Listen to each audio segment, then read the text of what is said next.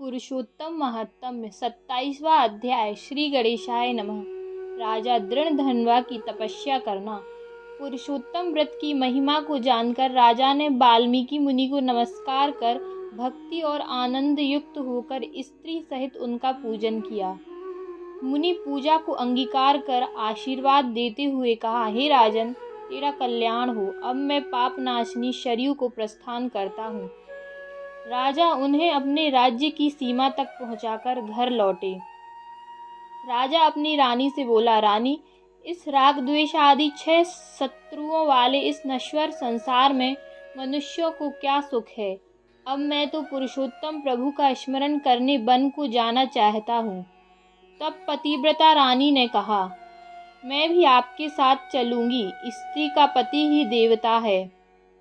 तब राजा ने इसका वचन मान उसे भी चलने की स्वीकृति दी। राजा तत्काल समस्त मुनि आचार्य तथा परिवारियों के मध्य अपने पुत्र का राज्याभिषेक करके वन को चला गया। वह हिमालय के निकट नित्य स्नान करता और भगवान की पूजा आदि में समय बिताने लगा।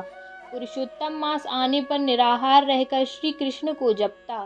पतिव्रता रानी सेवा में तत्पर रहती थी।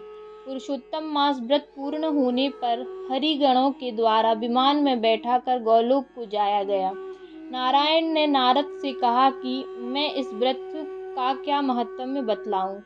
मूल से अनजाने में यदि यह 3 रात्रि बंदर द्वारा स्नान करने से उसके पापों के समूह को नाश कर देता है, तो पूर्ण मास के स्नान व्रत से क्या नहीं प्राप्त होगा। तब नारद जी आश्चर्य करते बोले, ओह हे तपोनिधि, मुझे यह सब बताओ कि वह कौन बंदर था, अनजाने से उसने यह व्रत स्थान कैसे किया। श्री नारायण बोले, वह पूर्व जन्म में एक कंजूस चित्र शर्मा नाम का ब्राह्मण था।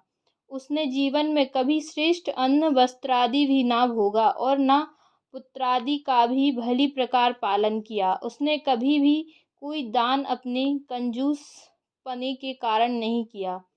लोग उसे कदर्प नाम से पुकारने लगे। वह बार बार यही कहता था कि उस गरीब के पास क्या है जो दान आदि दे। उसका एक माली मित्र था। वह उससे कहता कि घर के सब लोग उसका तिरस्कार करते हैं। यह सुनकर माली ने उसे एक दिन अपने पास रख लिया।